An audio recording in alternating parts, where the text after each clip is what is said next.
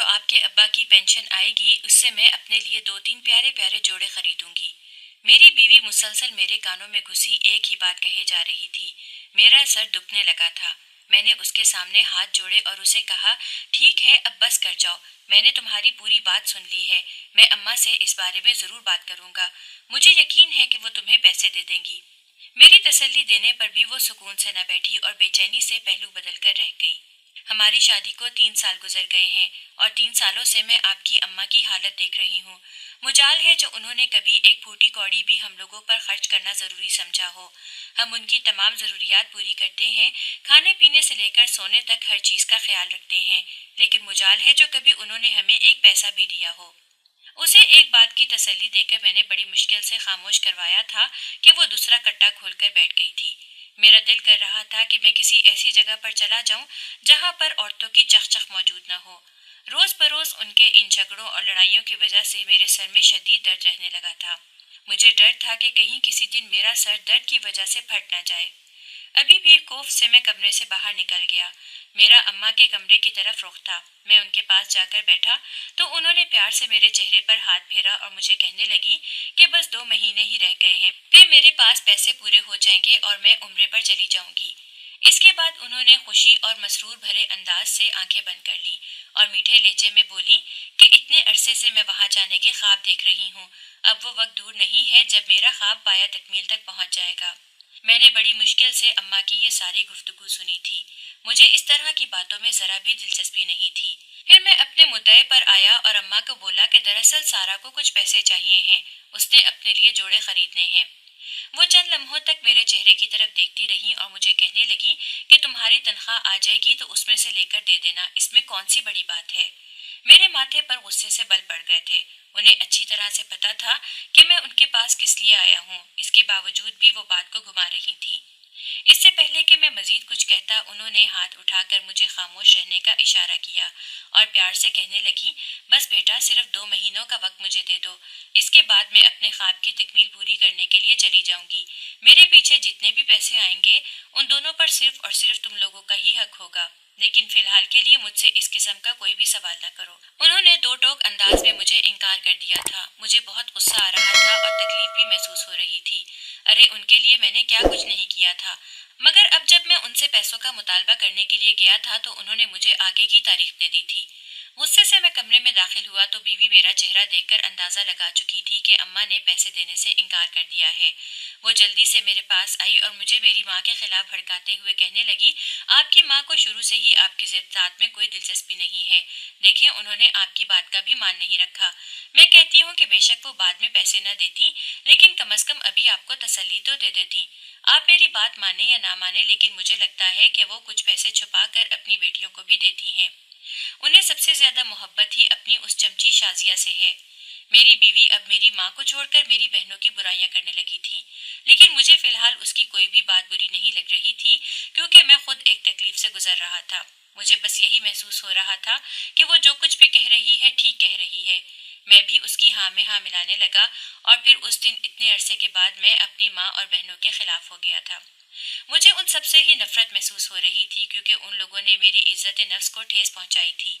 मैंने आज तक कभी भी किसी से एक फूटी कौड़ी नहीं मांगी थी, यहाँ तक कि मैं सबको हमेशा पैसे देता था। अपनी बहनों के घर जब भी जाता था उनके लिए ना सिर्फ फ्रूट और कपड़े लेकर जाता था, बल्कि इसके साथ साथ उन्हें पैसे भी देकर वापस आता था। जब तक अब्बा जिंदा थे तब तक मैंने अम्मा और अब्बा का हर तरह से ख्याल रखने की कोशिश की थी। उनकी तमाम जरूरियात को पूरी करता था, अपने लिए बाद में और पहले अम्मा और अब्बा के कपड़े बनाता था। मेरी बीवी भी इस मामले में मेरा साथ देती थी, मगर आज मेरी माँ ने इनकार करके मेरी सारी मेहनत पर पानी फेर दिया था। मेरे दिल में उनके लिए जो मोहब्बत और जो मकाम था अब वो भी कम हो गया था। 3 दिन बाद की बात है। मैं अपने कमरे में लेटा आने वाले वक्त के बारे में सोच रहा था। मेरी नौकरी छूट चुकी थी। ज्यादा छुट्टियां करने की वजह से बॉस ने मुझे बेदखल कर दिया था और साफ साफ कह दिया था कि अब मुझे दोबारा वहां पर जाने की कोई जरूरत नहीं है। खैर मुझे भी इस तरह का मेहनत मुशक्कत भरा काम पसंद नहीं था। मैं शुरू से ही चाहता था कि अपना बिजनेस स्टार्ट करूं, लेकिन इसके लिए भी एक बड़े सरमाए की जरूरत थी। میں نے اپنے چند دوستوں سے بھی اس بارے میں بات کر رکھی تھی مگر انہوں نے مجھے صاف ہری جھنڈی دکھا دی اور کہنے لگے کہ آج کل وہ خود بڑی مشکل سے گزارا کر رہے ہیں، ان کا اپنا ہاتھ گردن سے بندھا ہوا ہے، وہ میری کسی بھی طرح کی کوئی مدد نہیں کر سکتے۔ مجھے غصہ تو بہت آیا تھا اور میری بیوی بھی میرا غصہ بھڑکانے کی ہر ممکن کوشش کر رہی تھی۔ اس نے مجھے یہاں تک کہہ دیا تھا کہ دیکھیں، سب لوگوں کے چہرے آپ پر عیاں ہو رہے ہیں، میں آپ کو پہلے دن سے ہی کہتی تھی کہ کوئی بھی انسان آپ کے ساتھ مخلص نہیں ہے، آپ ان لوگوں پر اپنا وقت اور پیسہ لوٹا رہے ہیں۔ آپ کو یاد ہے کہ جب آپ کے دوست کا ایکسیڈنٹ ہوا تھا تو کیسے آپ نے اس کے 3 مہینے کا خرچہ اٹھایا تھا، اس کے بچوں کے اسکول کی فیس دی تھی۔ اب دیکھیں، اس نے سب کچھ ہوتے ہوئے بھی آپ کو ادھار دینے سے انکار کر دیا ہے۔ میں اسی وجہ سے ہی آپ کو اس وقت روک رہی تھی کیونکہ مجھے پتا تھا کہ بعد میں آپ کو تکلیف پہنچے گی۔ میں نے اسے کہنا چاہا کہ ایسا بھی تو ہو سکتا ہے کہ وہ واقعی مجبور ہو اور اس کی زندگی میں مشکلات چل رہی ہوں۔ وہ تیزی سے نفی میں سر ہلانے لگی اور چمک کر بولی کہ ایسا کچھ بھی نہیں ہے، میں نے اس کی بیوی کے پچھلے دنوں واٹس ایپ سٹیٹس دیکھے تھے، اس نے اپنے لیے اتنی زیادہ شاپنگ کی ہوئی تھی اور وہ بھی برانڈ کے جوڑے تھے۔ اس کے بعد ہی وہ واویلا مچانے لگی اور سینہ مسلتے ہوئے کہنے لگی، ایک میں ہوں کہ 2 مہینے گزر گئے ہیں مگر ابھی تک ایک جوڑا بھی نہیں خریدا۔ پھر وہ دوبارہ سے مجھ پر چڑھ دوڑی اور بولی کہ اگر اس وقت آپ نے پیسے بچا کر رکھ دیے ہوتے تو آج ہمارے پاس بھی کچھ نہ کچھ سیونگ پڑی ہوتی، مگر اب میں کیا ہی کہہ سکتی ہوں، آپ نے اپنی بے وقوفیوں کی وجہ سے سب کچھ خراب کر دیا ہے، نہ صرف خود خالی ہاتھ رہ گئے ہیں بلکہ اس کے ساتھ ساتھ مجھے بھی کنگال کر دیا ہے۔ آپ کے علم میں اگر اضافہ کرتی چلوں تو یہ بھی جان لیں کہ گھر کا راشن بھی ختم ہو گیا ہے، اس کا بھی بندوبست کریے۔ میرے بینک میں اس وقت تھوڑے بہت پیسے بچے ہوئے تھے لیکن میں انہیں ضائع نہیں کرنا چاہتا تھا، میں نے انہیں اس سے بھی زیادہ مشکل وقت کے لیے سنبھال کر رکھا ہوا تھا۔ میں نے نہ چاہتے ہوئے بھی دوبارہ اماں سے مدد مانگنے کا فیصلہ کیا۔ ایک بات کا تو مجھے پتا تھا کہ اگر میں دوبارہ سے منہ اٹھا کر ان کے پاس چلا گیا اور انہوں نے مجھے پھر سے انکار کر دیا تو میں اس بار اپنے غصے پر قابو نہیں رکھ پاؤں گا، مگر بے بسی کے ہاتھوں مجبور ہو کر میں ان کے کمرے میں پہنچ گیا۔ میں نے جب ان سے اس بارے میں بات کی تو انہوں نے دوبارہ سے مجھے انکار کر دیا اور کہنے لگی، دیکھو بیٹا، میں نے تمہیں پہلے بھی کہا تھا کہ یہ پیسے میں نے ایک نیک مقصد کے لیے سنبھال کر رکھے ہوئے ہیں اور اس کے علاوہ میں یہ پیسے کہیں اور خرچ نہیں کر سکتی۔ اگر میں نے وہ مقصد پورا نہ کرنا ہوتا تو میں ضرور وہ تمہیں دے دیتی، مگر فی الحال کے لیے میں تم سے معذرت کرتی ہوں۔ اگر تم نے کاروبار واقعی میں شروع کرنا ہے تو تمہاری بیوی کو اپنے سونے کے 4 کنگن میں نے دیے تھے، ان میں سے ایک کنگن کی قیمت بھی بہت زیادہ ہے، مجھے یقین ہے کہ تمہیں اچھے خاصے پیسے مل جائیں گے، تم وہ کنگن کیوں نہیں بیچ دیتے؟ جب تم دوبارہ سے پیسے بنانے میں کامیاب ہو جاؤ گے تو اسے لوٹا دینا۔ اماں اس وقت خود غرضی کی انتہا کر رہی تھی، میرا دل خون کے آنسو رونے لگا۔ اس بار میں بھی خود پر قابو نہیں رکھ پایا اور اماں سے شکایت کرتے ہوئے کہا کہ آپ میرے ساتھ ایسا کیسے کر سکتی ہیں؟ آپ کو پتا ہے کہ میں کبھی بھی خوشی سے کسی سے مدد طلب نہیں کرتا، میں کسی کے پاس اسی وقت ہی جاتا ہوں جب میں بہت زیادہ مجبور ہوتا ہوں۔ میں نے اپنے سب دوستوں سے بھی بات کر لی ہے مگر وہ بھی کچھ سننے اور سمجھنے کے لیے تیار نہیں ہیں۔ انہوں نے ایک گہری سانس لی اور مجھے سمجھاتے ہوئے کہنے لگی، تو اس کا صاف مطلب یہ ہے کہ ابھی تمہاری قسمت میں بزنس کرنا لکھا ہی نہیں ہوا، تو وہی نوکری کیوں نہیں شروع کرتے جو تم نے چھوڑی ہے؟ ارے اتنی اچھی تمہاری تنخواہ تھی، اتنا اچھا گھر کا نظام چل رہا تھا، تمہاری بیوی کی خواہشات بھی پوری ہو رہی تھیں، پھر تم نے وہ چھوڑ کر اپنی زندگی کی سب سے بڑی بے وقوفی کر دی ہے۔ میں تمہیں یہی مشورہ دوں گی کہ دوبارہ سے وہ جاب شروع کر دو۔ یہ کہہ کر وہ آنکھیں بند کر کے بیٹھ گئی اور دوبارہ سے تسبیح کا ورد کرنے لگی، جبکہ میں جلتا کرتا گھر سے باہر نکل گیا۔ میرا رخ اپنے ایک دوست کے گھر کی طرف تھا جو میرا بچپن کا یار تھا، ہم نے اکٹھے ہی اسکول میں تعلیم حاصل کی تھی اور اس کے بعد یونیورسٹی تک بھی اکٹھے ہی چلے تھے۔ جب بھی میں مشکل میں ہوتا تھا وہ مجھے اچھا مشورہ دیتا تھا اور جب میں تکلیف میں ہوتا تھا تب وہ میری ہمت بڑھاتا تھا۔ مجھے یقین تھا کہ اس بار بھی اس کے پاس جا کر مجھے سکون ہی ملے گا۔ میں نے جب جا کر اسے اپنی صورتحال کے بارے میں بتایا تو وہ غور سے میرے چہرے کی طرف دیکھنے لگا اور مجھے کہنے لگا کہ تم چیزوں کو ٹھیک طرح سے نہیں پرکھ رہے، میں نے تمہاری جتنی بھی باتیں سنی ہیں اس میں تم نے نہ جانے کتنی بار اپنی بیگم صاحبہ کا نام لیا ہے، صاف ظاہر ہے کہ تمہاری بیگم ہی تمہارے ذہن میں اس طرح کی چیزیں ڈال رہی ہے، وہ تمہارے دل میں اپنی ماں کے لیے نفرت پیدا کر رہی ہے۔ اس سے پہلے کہ وہ مزید کچھ کہتا میں نے ہاتھ اٹھا کر اسے خاموش رہنے کا اشارہ کیا اور اسے کہا کہ اگر تو تم میری بیگم کی برائیاں کرنا چاہتے ہو تو یہیں پر ہی خاموش ہو جاؤ، کیونکہ میں اس کی ذات کے خلاف ایک بھی بات نہیں سننا چاہتا۔ اب کی بار وہ پھیکے سے انداز میں مسکرا دیا اور بولا، یہی تو مسئلہ ہے کہ جو انسان غلط ہے تم اس کے بارے میں ایک بھی بات نہیں سننا چاہتے اور جو انسان ٹھیک ہے اسے تم سمجھنا ہی نہیں چاہتے۔ मैं तुम्हें यही मशवरा दूंगा कि अपनी बेगम को माँ के खिलाफ बात करने का मौका ना दिया करो, और जो मशवरा तुम्हें तुम्हारी माँ ने दिया है, यानी दोबारा नौकरी करने का, तो तुम वही कर लो। घर के हालात भी ठीक हो जाएंगे, और फिर बाद में जब वो उम्रा करके वापस आ जाएंगी तो वो पेंशन भी तुम्हारी हो जाया करेगी। तब तक मैं भी तुम्हारे लिए पैसों का बंदोबस्त कर लूंगा। वो मुझे रसानियत से समझा रहा था, मगर मेरा दिमाग कुछ भी समझने की कोशिश ही नहीं कर रहा था। मुझे सिर्फ और सिर्फ पैसों की तलब हो रही थी, जो मुझे इसी वक्त ही चाहिए थे, चाहे कोई भी तरीका क्यों ना इस्तेमाल कर लूं। मैंने उसे कहा कि अगर तुम भी मुझे पैसे देने के लिए तैयार नहीं हो तो कोई बात नहीं, मैं खुद ही देख लूंगा कि मुझे क्या करना है। अब मैं पैसे हासिल करने के लिए किसी भी हद से गुजर जाऊंगा और किसी का भी लिहाज नहीं करूंगा। मैंने सबका ही बहुत ख्याल रखा है, और अब जब मेरी बारी आई है तो तुम सब लोग ही मुझसे मुंह फेर रहे हो। मैं एकदम ही बहुत ज्यादा जज्बाती हो गया था, और उसे भी बाकी सब लोगों में शामिल कर दिया था। वो सदमे के मारे मेरी तरफ देखता रह गया, मगर मैं कुछ भी कहे बगैर उसके घर से बाहर निकल आया। दिल था कि बहुत ज्यादा परेशान था, एक लम्हे के लिए भी चैन नसीब नहीं हो रहा था। समझ नहीं आ रही थी कि क्या करूं। एक बेंच खाली देखा तो वहीं पर जाकर बैठ गया। अपने रब से फरियाद करते हुए कहा, ए अल्लाह, हमेशा मेरे साथ ही ऐसा क्यों होता है? जब भी मुझे किसी की जरूरत होती है तो लोग मेरा साथ क्यों छोड़ देते हैं, जबकि मैंने तो हमेशा ही लोगों की मदद की है। मेरा दिल कर रहा था कि मैं अरसल से अपने वो तमाम पैसे सूद समेत वापस ले लूं, जो मैंने उसे उस वक्त दिए थे जब वो बीमारी की हालत में था। इसके अलावा भी मेरे और भी बहुत सारे दोस्त हैं जिनकी मैंने मदद की हुई थी, मगर अब वो मुझे एक फूटी कौड़ी देने के लिए भी तैयार नहीं थे। वहां पर बैठे हुए थोड़ी ही देर गुजरी थी जब मुझे यूं महसूस हुआ कि कोई मेरे करीब आकर खड़ा हुआ हो। मैंने गर्दन उठाकर देखी तो एक लम्हे के लिए मेरा दिल दहल गया। मेरे बहुत ही करीब एक आदमी खड़ा था जिसके बाल बिखरे हुए थे। उसने फटा हुआ मगर साफ लिबास पहना हुआ था और हाथ में एक छड़ी उठा रखी थी। यकीनन ये कोई फकीर था। वो मुझे देखकर मुस्कुराया और बोला, अल्लाह ताला अपने सबसे पसंदीदा बंदों पर ही आजमाइश लाता है।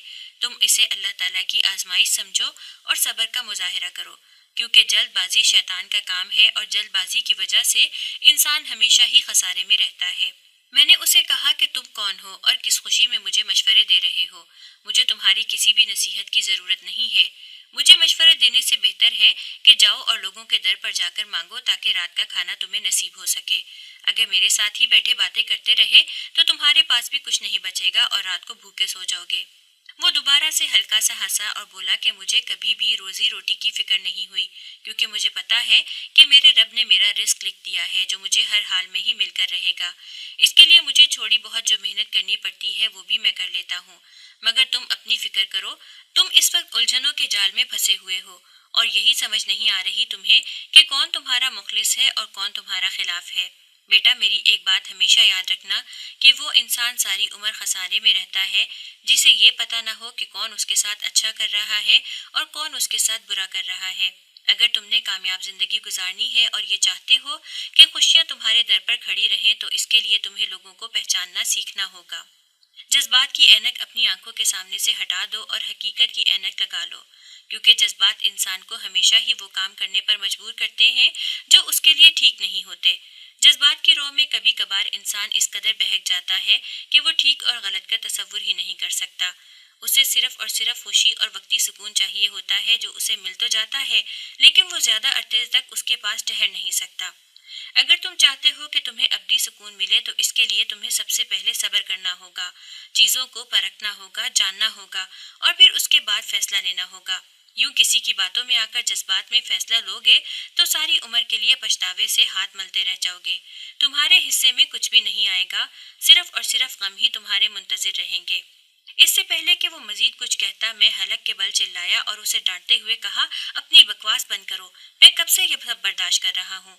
मुझ में अब मजीद हिम्मत नहीं है। पहले ही मेरे सर में शदीद दर्द हो रहा है। अगर तुमने अपने मुंह से मजीद एक भी लफ्ज बाहर निकाला तो मैं तुम्हारा सर खोल दूंगा। मेरी हिम्मत अब जवाब दे चुकी थी और मैं दोबारा से गुस्से में आ गया था। उसने मेरे कंधे पर हाथ रखा तो मेरे वजूद को एक झटका लगा। वो गुस्सा जो थोड़ी देर पहले मेरे सर पर चढ़कर नाच रहा था, वो यकदम ही उतर गया था और मैं काफी पुरसुकून महसूस करने लगा था। ये एक अनोखी तब्दीली थी जो मैंने जिंदगी में पहली बार खुद में महसूस की थी, वरना अक्सर तो ऐसा होता था कि गुस्सा न जाने कितने दिन मेरे सर पर चढ़ा रहता था और मैं खुद को तकलीफ पहुंचाता रहता था। ऐसी चीजों के बारे में सोचता रहता था जिनका कोई मकसद ही नहीं है। पुरसुकून हो जाओ बच्चे, पुरसुकून हो जाओ और अपनी माँ को समझने की कोशिश करो। कोई भी माँ अपने बेटे के लिए बुरा नहीं सोच सकती और ना ही कोई अपने बच्चे की खुशियाँ खाने की ख्वाहिश रखती है। उनकी मजबूरी है जिनकी वजह से वो तुम्हें इनकार कर रही हैं। तुम उनकी मजबूरी को समझो और जहाँ तक तुम्हारी ख्वाहिशात का सवाल है तो कारोबार तो तुम बाद में भी शुरू कर सकते हो। फिलहाल के लिए थोड़ा सा सब्र कर लो और अल्लाह ताला की रहमत पर यकीन रखो। मैं हैरान हो रहा था कि उसे उस चीज के बारे में कैसा पता। मैं उससे पूछना चाहता था लेकिन अब की बार मेरे मुंह से अल्फाज ही नहीं निकल रहे थे। मैं कोशिश के बावजूद भी कुछ नहीं बोल पा रहा था। अब मुझे उस इंसान के वजूद से खौफ महसूस होने लगा था। न जाने क्यों मुझे लग रहा था कि सामने जो खड़ा है ये कोई मामूली इंसान नहीं है बल्कि ये बहुत सी रूहानी ताकतों का मालिक है। इसके बाद वो रुका नहीं और छोटे छोटे कदम उठाता हुआ वहां से चला गया और फिर देखते ही देखते वो मेरी नजरों से ओझल हो गया। उसके जाने के बाद मैं उसके पीछे भागा था। मैंने उसे ढूंढने की कोशिश की थी लेकिन वो मुझे दोबारा कहीं भी नजर नहीं आया। न जाने उसे जमीन खा गई थी या आसमान निगल गया था। यूं लग रहा था जैसे वो पलक झपकते में ही किसी और ही दुनिया में चला गया हो। मेरे सर में शदीद दर्द होने लगा था। उसकी बातें बार बार मेरे जहन में गर्दिश कर रही थी। उसने मुझे सब्र करने का कहा था और इसके अलावा जज्बात पर काबू पाने की भी हदायत दी थी। मैंने फैसला किया था कि अब ऐसा ही करूंगा, लेकिन अपने फैसले पर मैं ज्यादा देर तक कायम नहीं रह सका। जब भी मैं इस तरह का कोई अटल इरादा करता था तो मेरी जिंदगी में आजमाइश के लिए दोबारा से कोई न कोई वाकया रोनुमा हो जाता था। जैसे ही मैं घर के अंदर दाखिल हुआ अंदर से मुझे चीखने की आवाजें सुनाई थी। वो मेरी बीवी की आवाज थी जिसे मैं लाखों में पहचान सकता था। वो इस वक्त ऊंची ऊंची आवाज में चिल्ला रही थी और इसके साथ रो भी रही थी। एक लम्हे की भी देरी किए बगैर मैं कमरे में पहुंचा। मैंने देखा कि सामने मेरी माँ खड़ी थी। उसके पहलू में मेरी बहन भी मौजूद थी और थोड़े ही फासले पर मेरी बीवी थी जो कि हमेशा की तरह ड्रामा लगा रही थी।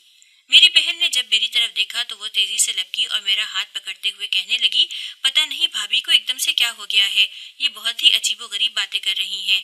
इन्हें कहें कि ये इस तरह की बात ना करें, मेरे दिल को तकलीफ पहुंचती है। मैंने एक नजर ज़ौजा मोहतरमा को देखा तो उसने अपने आंसू साफ किए और मेरे पास आकर तेज लहजे में बोली कि मैं कुछ भी अजीबोगरीब नहीं बोल रही, बल्कि मैं हकीकत बयान कर रही हूँ। आपकी इस माँ के पास हमें देने के लिए एक फूटी कौड़ी भी नहीं है, लेकिन अपनी बेटी के लिए इतने बहुत सारे खजाने छुपा कर रखे हुए हैं। अभी भी मैं इस कमरे के अंदर दाखिल हो रही थी तो आपकी माँ ने एक मोटी रकम इसके हवाले की। मैंने जब सवाल किया तो मुझे साफ अल्फाज में कह दिया कि तुम्हें इस काम से मतलब नहीं होना चाहिए। मेरी बहन ने ये सुना तो वो जोर से नफी में सर हिलाने लगी। इससे पहले कि वो कुछ बोलती मैंने उसे खामोश करवा दिया और दोबारा से अपनी बीवी को सुनने लगा। जो सबक थोड़ी देर पहले मुझे उस बूढ़े शख्स ने पढ़ाया था मैं उसे मुकम्मल तौर पर भूल गया था और मैं दोबारा से पहले जैसा बन गया था। शैतान मेरे ऊपर हावी होने लगा था और मुझे वरगलाने लगा था। जैसे जैसे मैं बीवी की बातें सुनता गया वैसे वैसे मेरा खून दोबारा खौलता गया। मैं अम्मा के पास गया और उनकी आंखों में देखते हुए कहा कि आखिर मैंने आपका क्या बिगाड़ा है जो आप मेरे साथ ऐसा सलूक कर रही हैं। हर रोज ही मुझ पर आपकी कोई न कोई हकीकत आश्कार हो जाती है।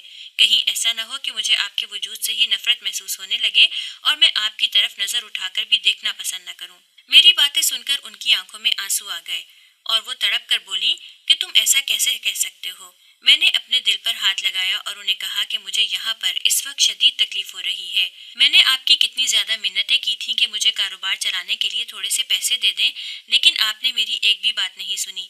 और अब ये आपके पास आई और इसने सिर्फ आपसे एक बार कहा तो आपने पैसे उठाकर उसे दे दिए। अम्मा चंद लम्हों के लिए खामोश हो गई और फिर गड़बड़ाते हुए कहने लगी, मैंने इसे सारे पैसे नहीं दिए बल्कि इसे मामूली सी रकम की जरूरत थी। इसने मुझसे वादा किया है कि ये महीने के बाद मुझे वापस कर देगी। मैंने उनका बाजू पकड़ा और उन्हें झंझोड़ते हुए कहा, तो अम्मा जान मैंने भी तो आपसे यही वादा किया था कि मैं बहुत जल्द ही आपके पैसे लौटा दूंगा। मैं अपनी बीवी को लेकर दोबारा से अपने कमरे में चला गया। बाहर से मुझे उन दोनों की बातें करने की आवाज सुनाई दे रही थी। मेरी छोटी बहन जो कि उमूमन खामोश रहती थी आज वो बढ़ चढ़ कर बोल रही थी और अम्मा को मेरे खिलाफ भड़का रही थी। वो मेरी बीवी के खिलाफ भी बातें कर रहे थे। मैंने जोजा को समझा दिया था कि अब तुम्हें इन दोनों औरतों से मुंह लगाने की जरूरत नहीं है और जहाँ तक मेरे कारोबार का सवाल है तो मुझे पता चल गया है कि मैंने इनसे किस तरह पैसे निकलवाने हैं। अगर मैं इनसे वो तमाम पैसे निकलवाने में कामयाब ना हुआ तो मेरा नाम भी वहाब नहीं है। मेरी बात सुनकर उसकी आंखें चमक उठी। वो तेजी से मेरे पास आई और मुझे कहने लगी, मुझे भी तो बताएं कि आप क्या करने वाले हैं। मैंने उसे कहा कि जब आखिरी दिन चल रहे होंगे और वो बहुत ज़्यादा खुश होंगी कि उन्होंने बाहर जाना है, उस दिन मैं उनसे सारे पैसे छीन लूँगा। ना सिर्फ उन्हें उनके किए की सज़ा मिल जाएगी बल्कि इसके साथ साथ मुझे भी पैसे मिल जाएंगे और मैं भी कारोबार शुरू कर दूँगा। लेकिन इसके लिए हमें ये करना है कि हमें अपनी माँ के साथ ताल्लुकात बेहतर बनाने होंगे। तुम उनकी खिदमत करना शुरू कर दो और उन्हें किसी भी किस्म की परेशानी न होने दो। तुम उनके सामने ये जाहिर करो तो तुम माजी की तमाम बातों को भूल चुकी हो। मैं भी अम्मा से जाकर माफ़ी मांग लेता हूँ। उस वक्त मेरा दिमाग अपने काबू में नहीं था बल्कि वो शैतान के नक्शे कदम पर चल रहा था। जैसे जैसे वक्त गुजरता जा रहा था वैसे वैसे मैं अम्मा के बहुत करीब आ गया था। उनके कहने पर मैंने दोबारा से नौकरी शुरू कर दी थी, लेकिन मेरी नज़र सिर्फ और सिर्फ अम्मा के पैसों पर ही अटकी हुई थी। मैं बेसब्री से उसी दिन का इंतजार कर रहा था जिस दिन वो मुझे उम्रे के टिकट लाने के लिए कहेंगी। इस दौरान मैं उस बूढ़े आदमी को मुकम्मल तौर पर ही भूल गया था। तकरीबन 1 महीने के बाद मेरा उसके साथ दोबारा से सामना हुआ। मैं अपने ऑफिस से बाहर निकल रहा था जब मुझे अपने नाम की पुकार सुनाई दी। मैं पलटा तो वहां पर उस शख्स को खड़ा देखकर मैं हैरान रह गया। एक लम्हे की देरी किए बगैर मैं उसके पास गया और उससे कहा कि तुम उस दिन एकदम से कहाँ पर चले गए थे और तुम्हें कैसे पता था कि मेरा अपनी माँ के साथ झगड़ा चल रहा है। उसने मेरे उन तमाम सवालात को मुकम्मल तौर पर नज़रअंदाज किया। उसके चेहरे पर परेशानी के तासुरात थे। वो मुझे कहने लगा कि तुम कोई भी ऐसी हरकत न करना जिसके बाद तुम्हें बद्दुआ लगे या तुम सारी उम्र के लिए पछताते रहो। एक बात मेरी हमेशा से याद रखना कि माँ की बद्दुआ बहुत सख्त होती है जो अर्श को हिला कर रख देती है। उसने मेरे कंधे पर दोबारा हाथ रखा था, लेकिन मैंने इस बार उसका हाथ झटक दिया था और उसे नफरत से कहा था कि मैं ये तो नहीं जानता कि तुम किस मकसद के लिए मेरे पास आते हो, लेकिन इतना मुझे अंदाजा हो गया है कि तुम एक डोंगी इंसान हो। मैंने उसे ये भी कहा कि मुझे तुम्हारी किसी भी बात पर यकीन नहीं है, इस वजह से दोबारा मेरे रास्ते में आने की कोशिश न करना। अगर तुमने फिर से मुझे पुकारा या मुझे कोई नसीहत करने की कोशिश की तो मैं तुम पर इल्जाम लगाकर तुम्हें पुलिस के हवाले कर दूंगा। मैं आगे की तरफ बढ़ गया। पीछे से मुझे उसकी आखिरी बात सुनाई दी। वो ये थी कि उसने मुझे कहा था कि तुम मेरा कुछ भी नहीं बिगाड़ सकते क्योंकि मेरी हिफाजत के लिए मेरा रब मौजूद है, मगर तुम अपने साथ बहुत गलत कर रहे हो। अभी भी वक्त है, संभल जाओ। तुम्हें हर बार ही इशारा मिलता है लेकिन तुम फायदा नहीं उठाते बल्कि मजीद इस दलदल में धंसते चले जाते हो। तुमसे बड़ा बदकिस्मत मैंने अपनी सारी जिंदगी में नहीं देखा। मैं सोच रहा था कि आखिर इस बूढ़े शख्स को मैंने कहाँ पर देखा है। रात लेटा मैं उसी के बारे में ही सोचता रहा। मैं जाग रहा था। मुझे जागता देखकर बीवी मुझसे सवाल करने लगी, खैरियत तो है, आज आप सो नहीं रहे? मैंने ना चाहते हुए भी उसे उस बूढ़े शख्स के बारे में बता दिया तो वो पुरसोच अंदाज में मेरे चेहरे की तरफ देखने लगी। अचानक ही वो चमक कर बोली कि आपको याद होगा कि एक दिन हमारे घर में एक बूढ़ा शख्स आया था। तब आप घर में कोई काम करवा रहे थे और उसे आपने 15,000 दिए थे क्योंकि उसके बच्चे बीमार थे। मैंने याद करने की कोशिश की तो वो बूढ़ा शख्स मुझे याद आ गया और फिर अचानक ही मेरे जहन में झमाका हुआ। ये आदमी भी उसी की तरह ही दिखता था। तो क्या ये वही शख्स था जो बार बार मेरे पास आ रहा था? मैंने बीवी को कहा कि अगर उसने मेरी कोई मदद करनी है तो बेहतर है कि वो मुझसे उधार लिया हुआ वापस कर दे। कम से कम मुझे नसीहतें तो न किया करे। जवाब में उसने लाइल्मी का इजहार कर दिया। मैंने उससे दोबारा से माँ के बारे में सवाल किया कि उनके साथ तुम्हारे ताल्लुकात तो ठीक हैं। वो जोरों शोर से हाँ में सर हिलाने लगी और मेरे इल्म में इजाफा करते हुए बोली कि आपकी बहन ने जो उधार लिया था वो भी वापस हो गया है, यानी वो पैसे भी अब हमें ही मिलेंगे। काफी दिनों बाद की बात है। हम सब लोग शहर में बैठे हुए थे। बहन और बहनोई भी आए हुए थे। मैं उनसे सियासत के बारे में गुफ्तगू कर रहा था जब अचानक ही अम्मी कहने लगी कि बेटा मेरे उम्रे के टिकट अब मुझे लाकर दे दो क्योंकि मेरे पास पैसे जमा हो ही गए हैं। हम दोनों ने चौंक कर अम्मा की तरफ देखा। मैं अंदाजा नहीं लगा पाया था कि वो मुझे कह रही हैं या बहनोई को कह रही हैं, और ये देखकर मेरा सीना फखर से तन गया कि वो मुझसे मुखातिब थीं और मुझे ही टिकट लाने के लिए कह रही थीं। मैंने उन्हें कहा कि आपको फिक्रमंद होने की जरूरत नहीं है, बस कल ही पैसे आप मेरे हवाले कर दीजिएगा, मैं आपका काम कर दूंगा। वो बच्चों की तरह खुश हो रही थीं। आज से पहले उनके चेहरे पर इस कदर खुशी मैंने कभी नहीं देखी थी। वो बहनों से मुखातिब होते हुए कहने लगी, देखा बेटा, मैंने तुम्हें कहा था कि एक दिन मेरा ये ख्वाब जरूर पूरा होगा। तुम्हें नहीं पता कि मैं बचपन से बेसब्री से इस दिन का इंतजार कर रही हूँ। पहले तो घर के हालात ही बहुत ज्यादा खराब थे, बच्चों की भी जिम्मेदारियां थी। फिर बाद में तुम्हारे ससुर भी इस दुनिया से रुखसत हो गए। अब उनकी ही पेंशन से मैं इतना बड़ा मकसद हासिल करने में कामयाब हो रही हूँ। मेरे दिल में एकदम से ये बात गई कि मैं अपनी माँ के साथ बहुत बड़ी ज्यादती कर रहा हूँ, लेकिन दूसरे ही लम्हे शैतान दोबारा से मुझ पर हावी हो गया। गलती मेरी ही थी। मैं दीन और दुनिया से बहुत दूर हो गया था। अच्छाई और बुराई की मुझे तमीज नहीं रही थी। حلال اور حرام کو میں مکمل طور پر بھول چکا تھا۔ جو چیز مجھے ٹھیک لگتی تھی میں ہمیشہ وہی کرتا تھا، یہ بھی نہ سوچتا تھا کہ یہ اسلام میں منع ہے یا اس کا مجھے نقصان ہو سکتا ہے۔ نماز کو میں نے ترک کر دیا تھا، جس کی وجہ سے خوف خدا بھی دل سے آہستہ آہستہ ختم ہو رہا تھا۔ ماں باپ کے حقوق بھی نظر انداز ہو رہے تھے۔ میری بیوی نماز پڑھتی تھی، مگر مجال ہے جو کبھی اس نے مجھے اس کام کی طرف راغب کیا ہو۔ یوں لگتا تھا جیسے اسے میرے ساتھ کوئی سروکار ہی نہیں ہے، یا وہ صرف اور صرف خود ہی جنت میں جانا چاہتی ہے۔ اکثر ہی میں اسے یہ بات مذاق میں کرتا تھا، لیکن جس دن میں سیریس ہو کر اس بارے میں سوچتا تھا اس دن واقعی مجھے یہ بات ٹھیک ہی لگتی تھی۔ وہ ہمیشہ مجھے بھڑکاتی تھی اور مجھے سامنے کھڑا کر دیتی تھی۔ میں اماں سے بدتمیزی کر کے برا ہو جاتا تھا جبکہ وہ آرام سے سائڈ پر ہو جاتی تھی۔ میں کمرے میں بے چینی سے ٹہل رہا تھا جب وہ مسکراتے ہوئے اندر داخل ہوئی اور مجھے کہنے لگی، دیکھیں آپ کی خواہش پوری ہونے جا رہی ہے۔ میں تیزی سے چلتا ہوا اس کے پاس گیا اور اس کو کندھے سے پکڑ کر کہا کہ کہیں میں برا تو نہیں کر رہا۔ اس نے زور و شور سے نفی میں سر ہلایا اور کہا، نہیں، اس میں کچھ بھی برا نہیں ہے، بلکہ آپ تو ٹھیک کر رہے ہیں اور اپنا حق لے رہے ہیں۔ ویسے بھی حق لینے میں کسی بھی طرح کی کوئی بندش نہیں ہے، کیونکہ اپنا حق انسان کو چھیننے کی بھی اجازت ہے۔ وہ دوبارہ سے میری ہمت بڑھا رہی تھی اور مجھے کہہ رہی تھی کہ جتنا ان کے شوہر کی پینشن پر ان کا حق ہے، اتنا ہی آپ کا بھی اپنے ابا کی پینشن پر حق ہے۔ وہ علیحدہ بات ہے کہ انہوں نے کبھی بھی آپ کو یہ حق نہیں دیا، مگر اب آپ کے پاس موقع ہے اور اس موقع سے فائدہ اٹھائیں۔ اگلے دن ٹکٹ لینے کے بجائے وہ سارے پیسے میں نے ایک آدمی کو دے دیے جس نے کاروبار میں انویسٹ کر دیے تھے۔ اس کے بعد میں اماں کے پاس آیا اور انہیں روتے ہوئے بتایا کہ سارے پیسے چوری ہو چکے ہیں۔ میری بات سن کر اماں نے اپنے دل پر ہاتھ رکھ لیا۔ وہ اپنے منہ سے ایک لفظ بھی ادا نہیں کر پا رہی تھی۔ ان کی آنکھوں سے خاموشی سے آنسو بہنے لگے۔ میں نے اماں کو جھنجھوڑا اور انہیں کہا کہ کچھ تو کہیے، کچھ تو بولیں۔ مجھے یہی تھا کہ وہ سکتے میں چلی گئی ہیں۔ میں سوچ بھی نہیں سکتا تھا کہ یہ صدمہ ان کے لیے اتنا بڑا ہو سکتا ہے۔ کافی دیر کے بعد جب وہ بولی تو ان کی آواز تکلیف سے چور تھی۔ انہوں نے میرے ہاتھوں کو جھٹکا اور دونوں ہاتھ اٹھا کر آسمان کی طرف دیکھتے ہوئے بدعا کی کہ جس نے بھی میرے پیسے چوری کیے ہیں وہ کبھی بھی خوش نہ رہے، خوشیاں اس سے ہمیشہ ہمیشہ کے لیے دور ہو جائیں، ساری عمر کے لیے روتا رہے، پچھتاتا رہے۔ جیسے جیسے وہ بددعا کر رہی تھی ویسے ویسے مجھے اپنا دل کچلتا ہوا محسوس ہو رہا تھا۔ میں اماں کو خاموش کروانا چاہتا تھا لیکن ایسا نہیں کر پا رہا تھا۔ جب وہ بددعا دے کر فارغ ہوئیں تو وہ وہیں صوفے پر ہی بیٹھ گئیں اور روتے ہوئے کہنے لگیں کہ صرف یہی آخری خواہش تھی۔ میں نے سوچا تھا کہ اس کے بعد سکون سے مر جاؤں گی، لیکن یہ خواہش بھی پوری نہیں ہو سکی۔ وہ اپنے سینے کو مسل رہی تھیں اور گہرے گہرے سانس لے رہی تھیں۔ ان کی حالت بہت ہی عجیب ہو رہی تھی۔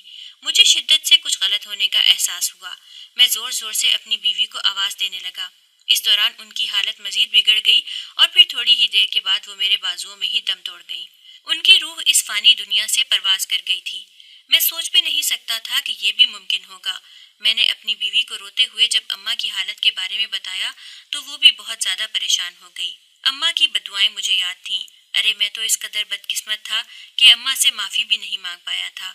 اب مجھے خوف خدا محسوس ہو رہا تھا اور اپنے کاموں کی سنگینی کا بھی اندازہ ہو رہا تھا۔ میں سوچ رہا تھا کہ کاش وہ سب کچھ میں نے نہ کیا ہوتا تو شاید میرا دل تھوڑا سا سکون میں ہوتا، مگر اب پانی سر کے اوپر سے گزر چکا تھا۔ ابھی اماں کا جنازہ اٹھا ہی تھا کہ مجھے اپنے دوست کی کال آئی۔ اس نے مجھے بتایا کہ جس کے حوالے تم نے پیسے کیے تھے وہ لے کر فرار ہو گیا ہے۔ یہ دوسرا بڑا صدمہ تھا جو مجھے پہنچا تھا۔ میرا ضمیر مجھے ملامت کر رہا تھا۔ رات کے وقت میں سونے کے لیے لیٹا تو مجھے اپنی بیوی کی چیخوں کی آوازیں سنائی دینے لگیں۔ جلدی سے اٹھ کر بیٹھا، سائڈ پر دیکھا تو وہ زور زور سے رو رہی تھی اور مجھے کہہ رہی تھی کہ سونا چاندی مجھ سے دور کر دیں، مجھے یہ سب نہیں چاہیے، یہاں پر بہت سارے بچھو ہیں، یہ مجھے ڈس لیں گے۔ وہ عجیب و غریب باتیں کر رہی تھی۔ مجھے خوف محسوس ہونے لگا۔ میں نے اس کو ہاتھ لگایا تو اس نے جلدی سے مجھے پیچھے کی طرف دھکیلا اور روتے ہوئے کہا کہ یہ سب کچھ آپ کی وجہ سے ہوا ہے۔ آپ نے اماں کے پیسوں پر ناحق قبضہ کیا تھا اور اس کی سزا مجھے بھی مل رہی ہے۔ اسے ہر طرف ہی بچھو اور سانپ نظر آ رہے تھے۔ پوری رات ہی وہ روتی رہی، چیختی رہی اور صبح کے وقت خاموشی سے وہ بھی اس دنیا سے رخصت ہو گئی۔ یہ تیسرا بڑا صدمہ تھا جو مجھے اس دن ملا تھا۔ میری سب سے محبوب بیوی جس سے میں نے بے تحاشا محبت کی تھی اور جسے میں نے اپنا سب کچھ سمجھا تھا وہ بھی مجھے چھوڑ کر دنیا سے جا چکی تھی۔ رونے کے علاوہ میرے پاس دوسرا کوئی راستہ نہیں تھا۔ میری بہن شام کے وقت میرے پاس آئی اور خاموشی سے میرے چہرے کی طرف دیکھتی رہی۔ جب وہ بولی تو اس کی بات سن کر میرا دل تیزی سے دھڑکا۔ اس نے مجھے کہا، کیا آپ نے اماں کے ساتھ کسی قسم کی زیادتی کی تھی؟ میں نے اسے روتے ہوئے بتایا تو وہ خوفزدہ ہو گئی اور مجھے کہنے لگی کہ اماں کی بددعا ہی لگی ہے، اب ساری زندگی کے لیے خوشیاں آپ سے روٹ جائیں گی۔ میں نے اس سے روتے ہوئے پوچھا کہ اب میں کیا کروں؟ اس نے مجھے کہا کہ اب آپ کچھ بھی نہیں کر سکتے سوائے اس کے کہ اماں کی قبر پر جائیں، ان کے لیے روز فاتحہ پڑھا کریں اور اپنے رب سے معافی مانگا کریں۔ ہو سکتا ہے کہ اس سے آپ کو تھوڑا سا سکون نصیب ہو جائے اور آپ کی تکلیف دور ہو جائے۔ جیسے جیسے وقت گزرتا جا رہا تھا ویسے ویسے میرا پچھتاوا بھی بڑھتا جا رہا تھا۔ میں روز اماں کی قبر پر جاتا تھا لیکن اس کے باوجود بھی مجھے سکون نہیں ملتا تھا۔ اب میرے سر میں ایک عجیب سا درد شروع ہو گیا تھا۔ اچانک ہی وہ درد اٹھتا تھا اور نہ جانے کتنے کتنے گھنٹوں تک رہتا تھا۔ میرا سر پھٹنے والا ہو جاتا تھا۔ جب میں ڈاکٹر کے پاس گیا اور اسے اس بارے میں بتایا تو ٹیسٹ کرنے کے بعد اس نے مجھے یہی کہا کہ تم بالکل نارمل ہو، تمہیں کسی قسم کا کوئی مسئلہ نہیں ہے۔ اس نے مجھے کچھ دوائیاں دی تھیں لیکن اس سے بھی فرق نہیں پڑا تھا۔ میری زندگی ذلت بھری ہو چکی تھی۔ جو بھی بویا تھا اب وہ سب اپنے ہاتھوں سے کاٹ رہا تھا۔ نہ ہی کوئی مجھ سے محبت کرنے والا تھا اور نہ ہی کوئی میرا خیال رکھنے والا تھا۔ بہن بھی 1 سال کے بعد شوہر کے ساتھ ہمیشہ ہمیشہ کے لیے دوسرے ملک شفٹ ہو گئی تھی۔ اس سے کبھی کبھار ہی فون پر بات ہوتی تھی جس سے دل کو تھوڑا سا سکون پہنچتا تھا۔ اس کے علاوہ زندگی میں صرف اور صرف کانٹے تھے۔